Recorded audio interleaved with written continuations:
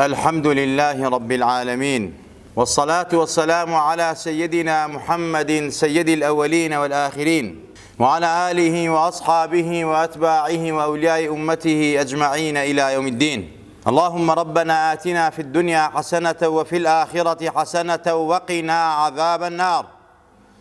خوشكو برا إيمان دارم، السلام عليكم ورحمة الله وبركاته.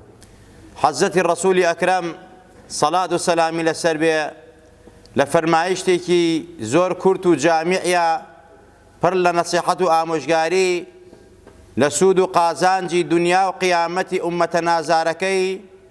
ئەفەرمێت، مغەیرە فەرمێت، گوێم لە پێغەمبەری نازدار بوو،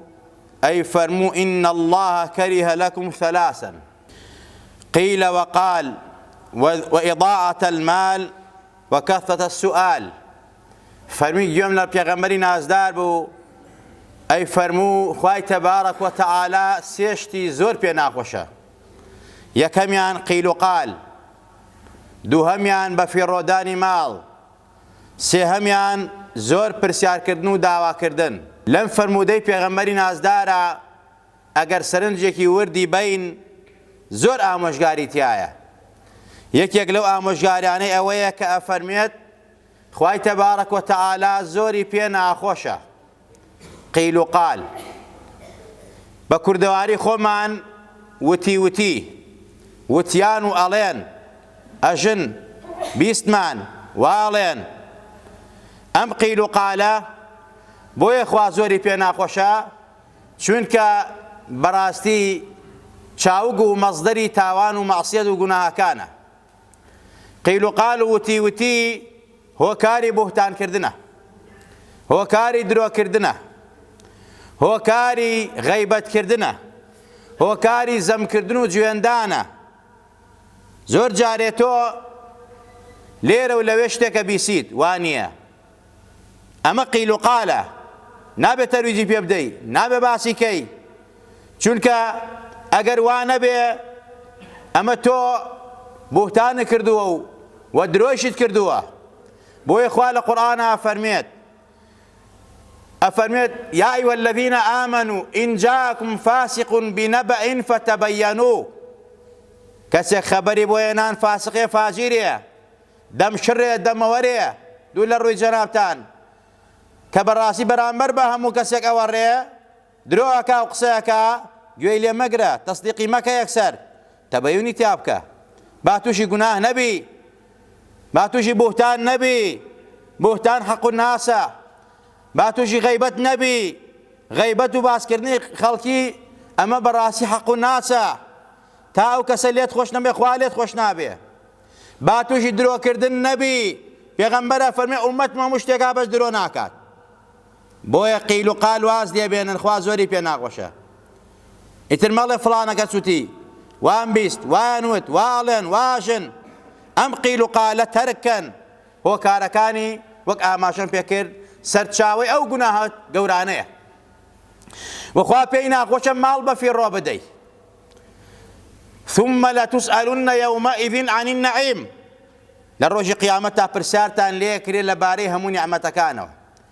نیعمەتی ئیمان و دین کە خوا هیدایەتی داوی. زۆر کەسە ئێستاش مشکە پەرسێ، گا پەرسێت، ئێستەش تاغوت دەپەرسێت، تۆ سپاس بۆ خوا ئیمانی هەیە و مسڵمانی، ئەمە نیعمەتێ گەورەیە خوا لێت ئەپرسێت. لەبارەی ئەم نیعمەتانەوە کە بەسەر تۆیە، نیعمەتی ئیمان، نیعمەتی لەش ساغی، نیعمەتی ئەمن و ئەمان، نیعمەتی ماڵ و سامان، نیعمەتی ئەولاد و کوڕ و کچ، نیعمەتی سەلاحیان، چاکیان چاکخواسیان، ئەمە هەمووی نیعمەتە. بۆیە ئاگات لە خۆت بێ ئەم نیعمەتانە ماڵ و سامانن، ڕزق و ڕۆزین. خوای تەبارەک وەتەعالا دوعا بکە بەرەکەتی تێکە، پرسیارت لێکرێ لەبارەیەوە، بەفیڕۆی نەدەی.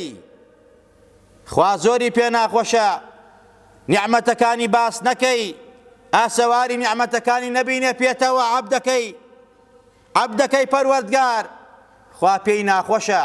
کە تۆ ئەو نیعمەتانەی ئەو خوا پێی یاوی تۆ بەفیڕۆی بی. سپاسی خوای لەسەر بکە، ئیطاعی خوا بکە، گوێڕایەڵی خوا بکە، لەسەر ئەو هەموو نیعمەتانە بەسەرتەوەیە. ئیضاعەت المال يعني ئەوانەی کەوا ئیسرافەکەن تاوانبارن گونابارن بۆیە خوا لە چەندین ئاەتا هەڕەشەی تون لە ئەوانەکە کە ئیسرافەکەن لە باوەڕیانە لە عیبادەتیانە لە ماڵ و سامانیانە لە قسە و ئاکار و گوتاریانە یعنی ئەمانە هەموو ئیسرافی تایە ئیسراف لە ماڵی خاصە لە ماڵی عامە لە سەرد و سامانە ئازیزان خۆشەویستان خوا فەرمێت خذوا زينتكم عند كل مسجد وكلوا واشربوا ولا تسرفوا إنه لا يحب المسرفين خوا فەرمێت بخۆن و بخۆنەوە جوانی خۆتان وەرگرن لیباسی جوان لەبەرکەن ماڵی جوانتان با بێ بەڵام ئیسرافی تیا نەبێ زیادەڕەوی با تیادا نەبێ شتێ پێویست نیە مەیکە مەیخۆ لەبەری مەکە ئەمە هەمووی ئیسرافە خوا فەرمێت بخۆ بخۆرەوە بەڵام ئیسرافی تیا مەکە عولەما و زانان ئەفەرمون خوا لەم ئاەتە نیوەی طب و صحەت و عافیەتی کۆ کردەتەوە ئەگەر ئەو خەڵکە بە قورئان و حەدیث عەمەل بکەن بڕۆن بەڕێوە وەڵڵاهی مەگەر قەدەری خوا ئەینا نەخۆشی نابینن زۆربەی نەخۆشیەکان هۆکاری زۆر خواردنە هۆکاری قەڵەویە هۆکاری لە خۆدەرچوونە هۆکاری نەمانی ڕەحمەت و بەزەیە هۆکاری ئەوەیە کەوا کابرا ئیسرافەکە تەجاوزەکە بۆیە خوا فەرمێت کولوا واشربوا ولا تسرفوا ئەمە بۆ دنیات صحەت و عافیەتی خۆت تێکەدەی ئیسراف بکەی بۆ قیامەتیشت خوا خۆشی ناوێ خوش عەبدێکی خۆش نەوێ بەڕاستی زۆر خەتەرناکە سوئی خاتیمەی پێوەیە ئازیزان خۆشەویستان و هەروەها خوای تەبارەک وتەعالا لە بەرامبەر مسریفان و ئەوانەی کە ماڵ بە فیڕۆ ئەدەن بە ڕەفیقی شەیتانی حساب کردوون ولا تبذر تبذيرا إن المبذرين كانوا إخوان الشياطين وكان الشيطان لربه كفورا خوا فەرمێت تەبذیر مەکە ماڵ بە فیڕۆ مەدە تەمەنی خۆ بە فیڕۆ مەدە نیعمەتی خوایە ئەفەرمێت ماڵ و سامانەکە نیعمەتی خوایە بە فیڕۆی مەدە چونکە ئەوانەی کەوا تەبذیرەکەن مبەذیرن خوا فەرمێت ئەوانە هاوڵی شەیتانن ڕەفیقی شەیتانن دۆستی شەیتانن بەگوێی شەیتانەکەن بەگوێی من ناکەن خوا فەرمێت چونکە شەیتان بەرامبەر بە خوای کافر بوو بۆیە خوا فەرمی ئینەکە ڕەجیم بڕۆ تۆ ڕەجیمی تۆ مەلعونی تۆ نەفرەت لێکراوی جا ئەو کەسانەی کەوا تەبزیرەکەن لە ماڵ و سامانیانە بە فیڕۆ ئەدەن چ ماڵ و سامانی خاص بێ خۆیان بێ یا ماڵ و سامانی گشتی بێ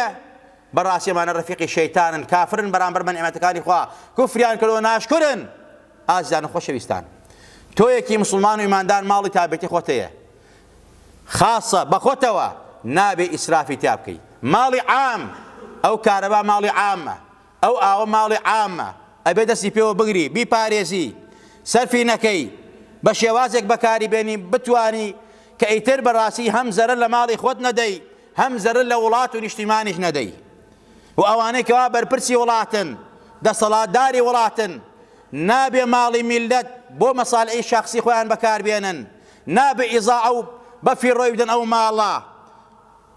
ئەگەر بیکەن قوتی خەڵکی پێ ببڕن نانی خەڵکی پێ ببڕن وڵاتی پێ ئاوەدان نەکەنەوە خۆیانی پێ بەهێزکەن لەسەر ماڵی خەڵکی خۆیان بژێنن ئەمە دڵنیابە ئەمانە مبەذیرن ئەمانە ئیخوانی شەیطانن ئەمانە خوای تەبارەک وتەعالا خۆشی ناوێن ئەمانە ئەو کەسانن کەوا ماڵی گشتی بە فیڕۆ ئەدەن کەواتە بەرپرسی وڵات گەورەی وڵات ئەگەر بێت و ئەو بەیتولمالەی موسڵمانان و ئیماندارانە ئەو سەرۆتە گشتەی موسڵمانان و ئیمانداران لە وڵات و نیشتیمانە ئەگەر بەکاری نەهێنێت بۆ مەساڵحی میلەت بۆ خزمەتی میلەت بۆ ئاوەدانی وڵات ئاوەدانی جادە و کۆڵانی ئاو و کارەبای و خزمەتی بۆ دابین نەکا بەو ماڵە دڵنیابە ئەو دەسەڵاتدارە خوا خۆشی ناوێ چونکە ماڵی گەل و وڵات بە فیڕۆ ئەدا ئیتر هەر لە هەر وڵاتێکا بێ لە هەر شوێنێکا بێ ئەو ماڵ و سامانە بە فیڕۆ بدا تاوانبارە خوا خۆشی ناوێ و هەروەها یەکێتر لەو شتانەی کە خوای تەبارەک وتەعالا ئەو کەسانەی خۆش ناوێ سێیەمیان وە کەسەتە سوال پرسیارکردنی زۆر داواکردن زۆر پرسیارکردن بەو معنای سوالکردن یان بەو واتە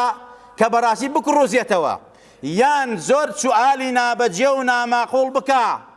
بە تایبەت کۆمەڵێ ئومورات هەیە ئوموراتی عیبادەتین پرسیاری لێکە نوێژ بۆ 5 ڕکاتە بۆ 4 ڕکاتە نیمەڕۆ مەغریب بۆ 3 ڕکاتە بۆ 5 فەرزمان هەیە بۆ خوا لەکوێیە یعنی کۆمەڵێ پرسیارات هەیە ئەم پرسیاراتانە حرامە تاوانە ئینسان بەرەو کوفرە بە ئینسان بەرەو شیرکە بە ئینسان بەرەو فیسق و فجورە بە یان کۆمەڵێ سوئال کە پەیوەندی بە تۆوە نییە نابێ پرسیار بکەی بە تایبەت لە خزمەکەت لە دراوسێکەت لە ڕەفیقەکەت لە ئەوانەی کە بە چواردەورتان بڵێ تۆ چی ئەخۆی لە ماڵات چی لە بەرەکەی چۆنە ڕۆی بەڕێوە چەند مناڵە هەیە ئەمان هەمووی سوئالی بەڕاستی ناماقوڵن کۆمەڵە سوئالن بەڕاستی حەسادەتی پێوە دیارە بۆیە ئەم سوئالکردنی زۆرە لە بەرامبەرەکەت لە مسلمانان لە دەرەو دراوسێ کە ئەمڕۆ قوڕیکرەوە بەسەر عالەمە بەڕاستی مای حەسادەتە ئەم سوئالکردنی زۆرە خوا زۆری پێ ناخۆشە پێغەمبەرە فەرمێ وازی لێبێنن حەقتان بە خەڵکۆ نەبێ ڕەحمەتی خوا لەو عەبدە و لەو بەندەی خوا مەشغوڵە بێ بە خۆیەوە بە عەیب و عاری خۆیەوە واز لە عەیب و عاری خەڵکیە نییە ڕەحمەتی خوا لەو عەبد و بەندەی کەوا بەڕاستی مەشغوڵە بێ بە خۆیەوە بەڕاستی حەقی بە کاروبارێک نییە پەیوەندی بە ئەوە نەبێت تۆ فڵانەکە دراوسێتە چی ئەکا چی ئەخوا چی لەبەرەکە چۆن کاسپیەکە پەیوەندی بە تۆ نییە کاری تۆ نییە ئیشی تۆ نییە بۆ پرسیارەکەی لەبارەیەوە ئەگەر تۆ حەسوود نیت ئەگەر تۆ بەڕاستی حەسادت پێ نابەی بۆیە ئەم سیانە کە پێغەمبەری خوا فەرمووی سەڵات و سەلامی لەسەر بێ ئەم سێشتە خوا زۆری پێ ناخۆشە قیل و قال و وتی تەرکەن خوا زۆری پێ ناخۆشە ماڵ بە فیڕۆ مەدەن چ ماڵی شخصی خۆت بێت چ تەمەنی خۆت بێ کە ئەو تەمەنە ئەمانتەلا ماڵ و منداڵت چ ماڵی عامە بێ و ماڵی گشتی بێ ئەوەی کەوا لە بەردەستایە و بە پێی ئەندازەی خۆت بەرپرسی تایە بە فیڕۆی مەدە و هەروەها زۆر پرسیار مەکە زۆر مەکڕ و زێرەوە خۆت زۆر بە فەقیر مەزانە زۆر خۆت بە داما و مەزانە قەناعەتی بێ بەشی خوا پێی یاوی زۆر پرسیار لە خەڵک مەکە شتێ پەیوەندی بە تۆ نەبێ مەیکە کۆمەڵە سوئالات هەیە لەبارەی دینەوە وازی لێبەنە چونکە عەقیدە و بیرواوەڕەتێکەدا ئەم سێشتە مایەی نەکبەتی و بەدبەختی ئینسانە مایەی سوی خاتیمەیە واز لێهێنانیشی تەرککردنی مایەی سەعادەت و بەختەوەریە مایەی عیززەتی ئینسانە مایەی ئەوەیە کە خوا خۆشی بوێی دەرەجاتی بەرز کاتەوە حوسنی خاتیمە پێ بەخشێ خوا لە هەموو لایەکمان خۆش بی خوا لە هەموو لایەکمان ڕازی بی خوا عاقیبەتمان بەخێر بگێڕی خوا ئیسڵاحی حاڵمان کەی خوا لە دەرد و بەڵاو نەخۆشی و ناخۆشی خۆمان و ماڵ و منداڵ و وڵاتمان پارێزدا وکەی یا ڕەبی خوا یان فێری ئیسلاممان کەی تێمان گەێنی لە ئیسلام برنامەکان ئیسلام جێبەجێ بکەین پەروەردگارە لە سونەتی پێغەمبەر و ئەسحابی پێغەمبەر و صالحین و خواناسانەوە بڕۆین یا ڕەبی خوای گیان بە ئیمانەوە بمانژێنەوە بمان بنن و زیندومان کەرەوە لە دەرد و بەڵاو نەخۆشی و ناخۆشی خۆمان و ماڵ و منداڵ و خانەوادە و وڵات و نیشتیمانمان پارێزراوکە کار بەدەستی وڵاتمان بۆ ئیسلاحکە ئیمان و ئیسلام و ویجدانیان بەرێ یا ڕەبی خوایە هەر کەسێک دڵسۆزی دینمانە دڵسۆزی خاک و وڵات و نیشتیمانمانە دڵسۆزی ئەم گەل و میلەتەیە دڵسۆزی کوردستانە کوردستان ئاوەدانە کاتەوە میلەتەکەی دڵخۆشەکە خوایە سەربەرزیکەی خوایە دڵخۆشیکەی خوایە هەر کەسە زەرە لە دینمانەدا زەرە لە ئەخلاقمانەدا زەرە لە خاک و وڵات و نیشتیمانمانەدا میلەتمان وێرانەکە ئەیدا بەدەست دوژمنەوە دوژمنانمان پێفێرەکە یا ڕەبی خوای لێ قبوڵ نەکەی یا ڕەبی خوای تەفروت و نایکەی خوایە نەیار و ناعەسانمان لە دراوسێکانمان وڵاتمان تۆکبارانەکەن وڵاتمان سوتماکەن درۆنمان بێنێرن خوای درۆنی خۆتیان بۆ بنێری خوای لە ناویان بەری خوای غەزەبیان لێ بگری خوای جێژاشان تێبشکێنی خوای ئەم میلەتە بەس تۆیان هەیە پشتیوانیان بەس تۆی یا الله یا الله بەس لە تۆ پاڕێنەوە بەس لە تۆ داواکەین لەبەر خاتی پێغەمبەری نازدار و سالیحان و پیاوچاکن خوایە مەحفوظمان کە سەلامەتمان کە تووشی ئەنفال و کیمیاباران و دەرد و بەڵاو ناڕەعەتی و وڵات وێرانی ترمان مەکە پەروەردگارە حق و تۆڵەمان لە نەیار و ناعەزارمان بچێنەرەوە خوایە بەزەی بە مسلمانانی غەزە و فەلەستین نابێتەوە خوایە سەریان خە خوایە جوولەکان بۆ لەناوبەرە خوایە جوولەکە دژی تۆیە دژی بەرنامەی تۆیە دژی پێغەمبەری تۆیە دژی مسلمانانی ئیماندارانە خوایە تەفروت و نایانکەی خوایە جێژاشان بشکێنی بەسەرێکە یا ڕەبی خوایە زەلیلان کەی ئەوانەی پشتیوانی جوولەکەن ئەوانەی جوولەکەی خۆشەوێ ئەوەی هاوکاری جوولەکەیە یا ڕەبی خوایە تێیان بشکێنی بەسەرێکە خوایە ڕسوایان کەی خوایە لە ناویان بەری خوایە زەلیلان کەی جێش و جاش و ئەعوانیان آمين آمين أقول قولي هذا وأستغفر الله لي ولكم ولسائر المسلمين